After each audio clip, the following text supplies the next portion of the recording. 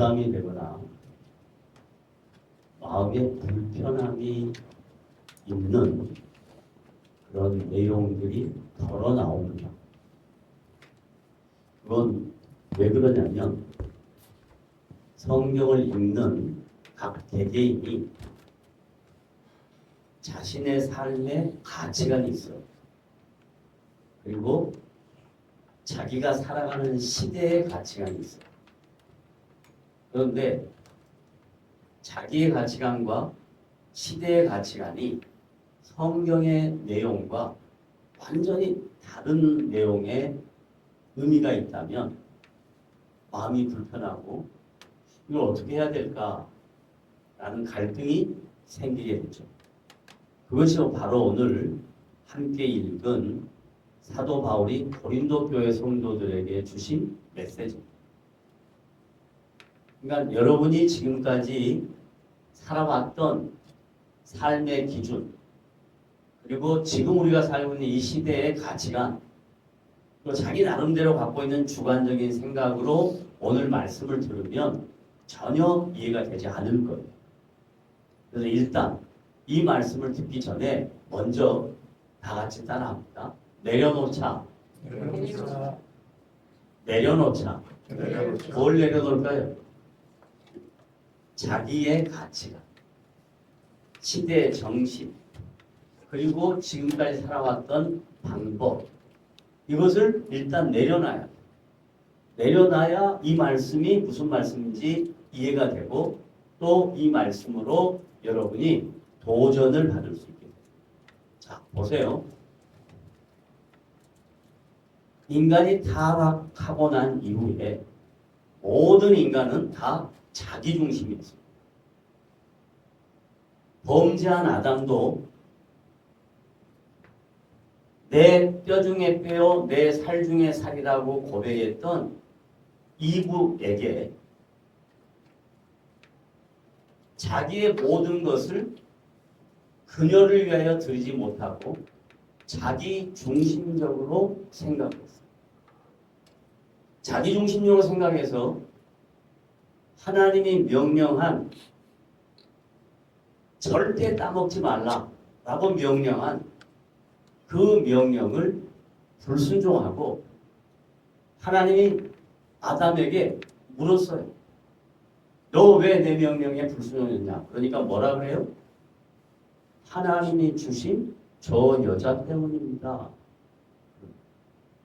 그러니까 문제의 파악을 자기로부터 하지 않고 그 문제의 파악을 상대방에게 전가시키는, 그게 죄의 모습. 그 남에게 전가하는 죄의 모습을 더 깊이 파보면 뭐냐면 자기를 지키려고 하는 거예요. 나는 지켜야 되겠다. 그게 모든 인간에게 다 있어요. 그게 없으면 바보죠. 그게 없으면 어리석은 일이죠. 그런데 이상하게 성경은 자기를 지키려고 하는 그 인간적인 속성에 대하여 벗어나라고 이야기를 해요. 그 속성에서 내려놓으라라고 얘기를 한다니까요. 그러니까 얼마나 어려운 일이냐고. 이게 얼마나 힘든 일입니까? 신앙생활하는 것이. 바울이 지금 고린도 교회 성도들한테 그 이야기를 하고 있는 거예요. 어떤 이야기를 하고 있냐면 유대인들한테는, 유대인 그리스도인들에게는 너희들이 갖고 있는 율법의 가치로 맨날 상대방에 대하여 비판하고 정죄하고 판단하는 거, 그거 하지 마라. 그 다음에 이방인들에게 하는 건 뭔 말이냐면 이방인들은 전부 다 자기 중심적으로만 살아왔단 말이야. 자기 욕심만 채우면서 살아왔단 말이야. 그래서 자기 욕심만 채우면서 살아온 그 가치관, 그 삶의 자세에서 바꿔라 라고 얘기해요. 그럼 어떻게 바꿔야 되는가? 자, 다 같이 읽어봅니다. 시작. 기독교적 삶의 자세는, 가치관은, 나의 생각은, 내가 살아가는 방법은, 이 말이에요. 그 다음에 시작.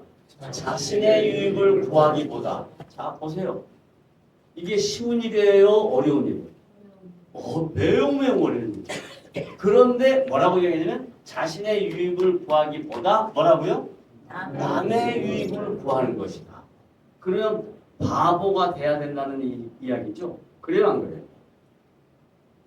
바보 되고 싶으세요? 바보 되기 싫잖아요. 그런데 예수를 믿고 성경적으로 살라고 하면 내가 뭐가 돼야 되는 거예요? 바보가 되는 거예요. 그 시대에 바보가 되는 거예요. 그 시대에 반항아가 되는 거예요. 그러니까 하나님은 당신의 백성들에게 세상의 가치관에 휩쓸리지 말라라고 이야기하는 것으로 끝나는 게 아니라 하나님이 요구하시는 자리에까지 와라고 얘기하는 거예요. 그걸 우리의 의지에 맡겼어요. 우리가 기계가 아니에요. 마치 AI처럼 하나님이 AI 딱 눌러가지고 야 김기호 너 하나님 내가 원하는 대로 따라와. 그러면 내가 그냥 저저저저 따라하면 되는 것이 아니라 이 말이에요. 하나님은 우리에게 자유의지를 주셨고 선택할 수 있게 하셨고 이성으로 판단하게 하셨어요. 그래서 자신의 유익을 구하는 것보다 남의 유익을 구하는 삶의 자세를 가지고 살아라 라고 이야기합니다. 왜? 그 이유가 뭔가? 시작. 그 이유는 뭐라고요? 하나님께서 기뻐하시고 원하시기 때문이다. 그러니까 신앙생활을 하는 것은 나의 기쁨을 채우기 위한 거예요? 나의 행복을 만족시키기 위한 거예요? 내가 기대하고 소망하는 것이 이루어지기를 원하는 게 신앙생활이에요? 아니에요. 그건 다른 종교에도 다 있어요. 다른 신앙에 가서 다 요구해요. 우리 자식 잘 되게 해주세요. 나 건강할 수 있도록 도와주세요. 내 사업이 잘 될 수 있도록 도와주세요. 나의 하는 모든 일이 다 잘 될 수 있도록 도와주세요. 하는 게 다 인간들이 신에게 찾아가는 목적이에요. 그런데 기독교 신앙은 그게 아니라는 거예요. 하나님께서 기뻐하시고 원하시는 것을 나의 유익을 구하는 것보다 남의 유익을 구하는 것이 하나님이 원하시는 것이다. 그러니까 어려운 거예요. 힘든 거예요. 그걸 견뎌내고 참아내고 이겨내는 것을 신앙의 성숙이라 합니다. 자, 그 다음에 두 번째. 그러면 내가 예를 하나 들어줄게 하고 사도 바울이 고린도 교회에게 예를 설명하는 거예요. 읽어보세요. 시작. 시장에서 파는 음식은 시장에서 파는 음식 뭐가 있을까요? 어? 파전?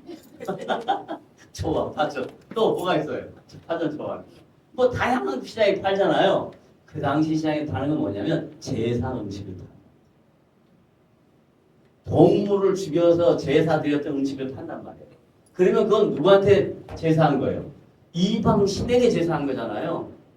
근데 성경에는 그 이방 신에게 제사하는 음식은 먹지 않는 것이 좋다라고 한단 말이죠. 그런데 사도 바울이 뭐라고 이야기하냐면 시장에서 파는 음식은 음식 파는 사람이 누구고 음식 사는 사람이 누구예요? 음식 파는 사람은 상점의 주인이고 음식을 사는 사람은 누구예요? 소비자잖아요. 그러니까 소비자가 가서 음식을 살 때 이거 우상제물입니까? 라고 묻고 사면 된다 안 된다?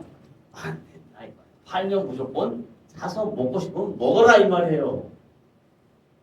그 다음에 왜냐하면 그 이유를 설명해. 왜냐하면 시작. 땅과 거기 충만한 모든 것이 누구 것? 주의 것이기 때문이다.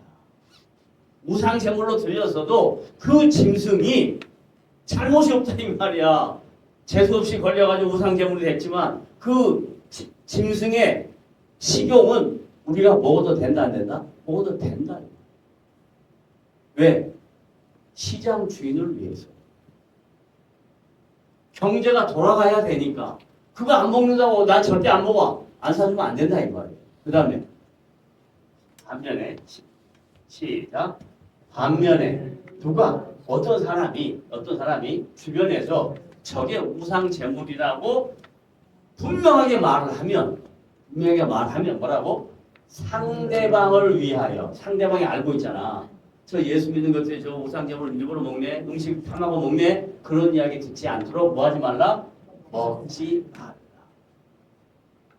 그러나 이건 먹어도 되고 이건 먹지 말라 하는 이러한 삶의 패턴은 왜 이걸 갖춰주느냐? 시작.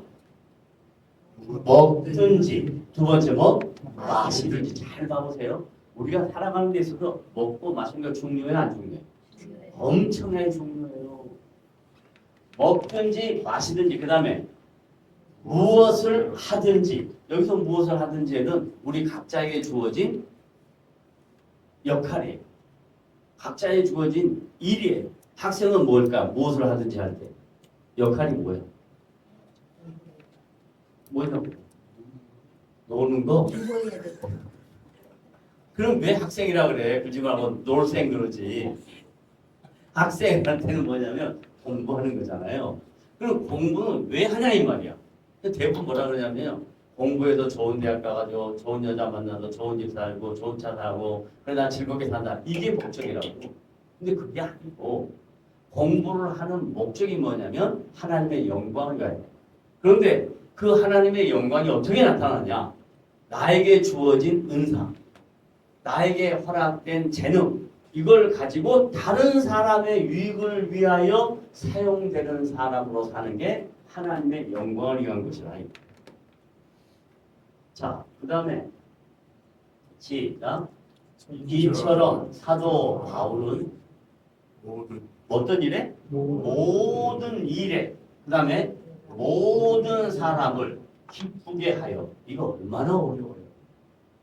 정말 몇 사람이라도 기쁘게 하려면 자기가 가슴을 몇 번을 쳐야 돼.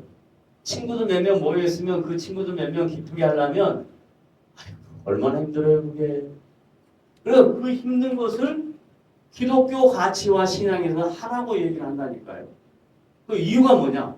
자기가 중요한 게 아니라 상대방이 중요하다는 거예요. 그래서 기독교는 이기적인 종교가 아니에요. 기독교는 이타적인 종교예요. 근데 지금 한국 교회는 완전히 이기적인 종교로 변질되고 있어요. 내가 복 받아야 되고, 내가 기도 많이 해서 저 사람이 가져가야 될 축복을 내가 뺏어야 되고, 남의 교회가 잘 되는 거 원치 않고 내 교회가 잘 되는 거 원하고 전부 다 이기적, 세상적이에요. 세속적이에요. 그러니까 한국 교회가 세상 사람들한테 손가락질을 받습니다. 너희들은 예수를 믿지 않은 세상 사람보다 더하다 이 말이에요. 예수를 믿지 않은 세상 사람들은 나눌 줄 알아요. 섬길 줄 알아요. 함께 갈 줄 알아요. 그런데 이상하게 기독교는 자기 중심이야. 얼마나 이기적인지 몰라. 그게 잘못된 거라 이런 뜻입니다. 이처럼 사도 바울은 모든 일에 모든 사람을 기쁘게 하여.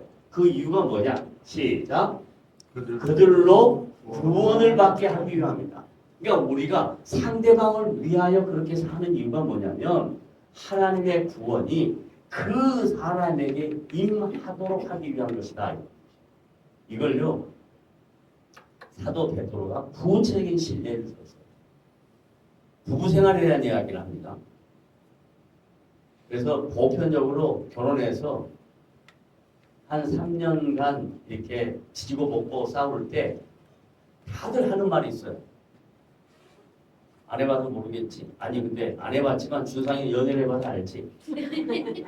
연애를 해서 너 싸울 때 왜 싸우니? 안 싸워봤냐? 싸웠죠. 싸웠지. 왜 싸웠니? 딱히 이유는 없어요. 딱히 이유가 없어? 그러니까 몰라서 그런 거야. 대부분 부부가 싸우는 이유가 뭐냐면 주도권 쟁탈. 내가 주도권을 잡으려고 하는 것 때문에 상대방보다는 내가 더 우월하다라는 것을 증명하려고 합니다. 근데 저는 그걸 머리로는 아는데 이게 잘 안 되더라. 그래서 정말 오랫동안 갈등을 겪었어요. 지금은 싸우면 나만 손해야. 그러니까 그냥 져버리면 끝이야. 져버리면. 그걸 늙어서 알게 되니 얼마나 안타까워. 늙어서 알게 되니 얼마나 안타까워. 져버리면 끝이야. 그리고 피하면은 끝이야. 피해버리면. 그걸 왜 그랬냐면요. 왜 그랬냐면 그 상대방의 유익을 위해서 그랬다. 그걸 베드로가 이런 이야기를 했어요. 야, 부부가 같이 결혼해서 사는데 남편이 말을 안 들어. 교회 가자 그래서 안 가. 자꾸 교회 가자고 말하지 말고 너의 선행으로 그 상대방의 유익을 위하여 너가 희생하고 그를 위하여 모든 것을 다 참고 견디면 그때 하나님이 구원을 허락하실지 어떻게 하느냐라고. 제가 이렇게 봐요. 목회하면서 많은 경험이 있었는데 그 중에 하나, 저는 우리 이유승 권사님의 부군 되시는 선생님 저함이 암우입니다. 암우. 바이암자, 바이암자요. 암우세요. 얼마나 강직하십니까? 정말로 강직하세요. 그런데 종종 생전에 계실 때 식사를 같이 했어요. 식사를 같이 하면요, 정말로 매너가 좋으세요. 아들 같은 목회자에게 굉장한 배려를 하셔요. 그래서 저도 끝까지 그 배려를 잘 감당했어요. 그러던 몇 년 전, 소천하기 바로 전에 성탄절날, 성탄절 예배를 마치고 내가 어떤 생각이 드냐면 무조건 김한무 선생님한테 찾아가야 돼. 그래서 찾아가가지고 가서 목사가 온다 그러니까 옷을 딱 차려입고 믿었어요. 정장이에요. 그 연배의 정장은 뭐죠? 한복이에요. 한복을 깨끗하게 차려입고 앉아 계십니다. 그래서 제가 물었어요. 간단한 질문입니다. 하나님이 온 우주 만물을 창조하신 분인 걸 믿으십니까? 그러니까 뭐라고 그러죠? 예. 그다음 두 번째, 하나님의 아들 예수 그리스도는 죄가 없으신 분인데 모든 인간의 죄를 위하여 이 세상에 오시고 십자가에 죽으시고 부활하신 분 믿으십니다. 오늘 이 고백 위에 세례를 받고 하나님의 자녀가 되기를 원하십니까? 그래서요, 그냥 갖고 준비한 성수기 가지고 가서 세례 베풀고, 그리고 그분이 하신 말씀이, 자손들에게 하신 말씀이 있어요. 이렇게 쉬운 일을, 이렇게 영광스러운 일을 오늘에서야 늦으면 어때요? 주님 앞에 마지막 구원을 받으셨어요. 그리고 주님 부르셔서 그 다음에 소천하셨어요. 저는 그걸 보면서요, 뭘 느꼈냐면 왜 그분이 마지막에 그렇게 예 하고 답했을까? 그건 첫째, 이우승 권사님이 불자였다가 약 27년 동안 신앙생활하면서 변화된 모습을 본인이 보신 거예요. 그 다음에 딸들이 예수 믿으면서 그 아버지에게 했던 그 모습을 보신 거예요.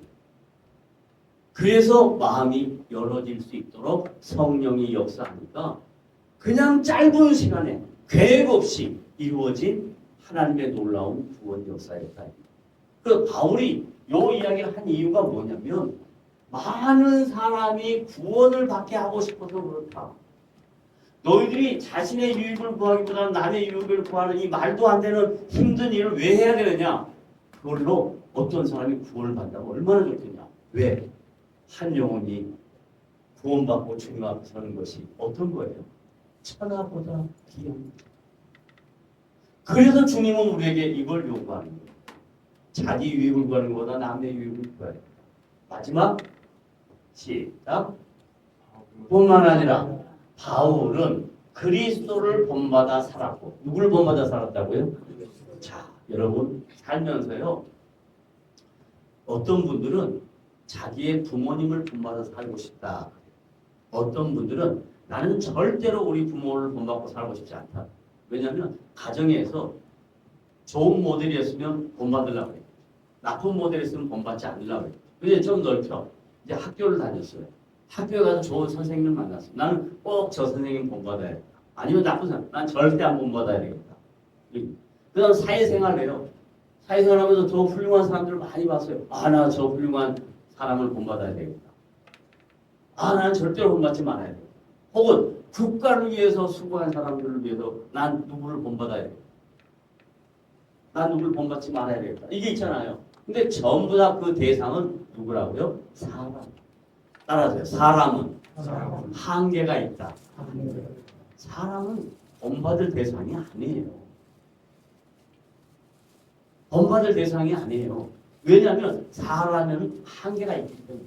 그런데 바울은 주변에 있는 얼마나 많은 사람 받겠어요.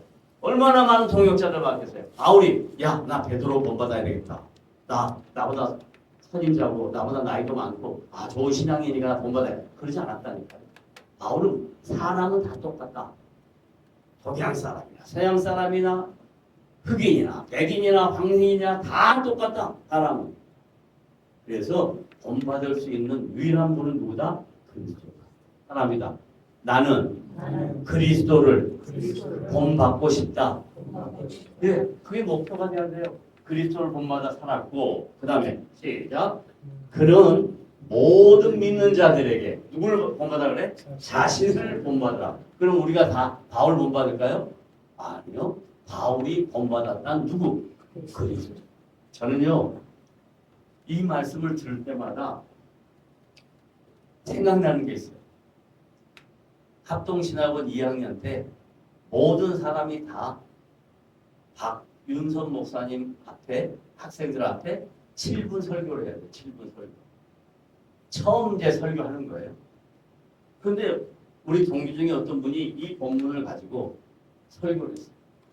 여러분, 저는 윤현주학교 전도사입니다. 그때 나이 많으신 분이에요. 내무부 다니다가 7급 공무원 하다가 내려놓고 신학 갔어요. 그래서 자기는 이 말씀을 묵상하면서 자기가 가르치는 학생들한테 자신을 본받으라고 했다고 그러는 거예요. 그래서 제가 그 말을 듣고 엄청나게 놀랐어요. 왜냐하면 자기가 마치 바울처럼 누구를 본받고 살았다. 그리스도를 본받고 살았으니 너희들도 나를 본받아라. 그렇게 했다라고 본인이 말씀하셨어요. 근데 그 말은 본인은 그게 맞을지 모르지만 저는 그 말을 듣고 굉장히 충격을 받았어요. 왜? 우리가 본받을 만한 대상이 아니에요. 목사는 절대로 본받을 대상이 아니에요. 왜? 사람이니까. 허물이 있어요. 문제가 많아요. 오직 본받을 대상은 누구다? 그리스도 한 분밖에 없어요. 주님 한 분밖에. 저도 주님을 본받기 위해서 살고요. 여러분도 주님을 본받기 위해서 살아야 합니다. 따라합시다. 주님을 본받는 신앙생활을 해보도록 노력하자. 되지는 않을 거예요. 쉽지는 않을 거예요. 그러나 노력은 해야 돼요.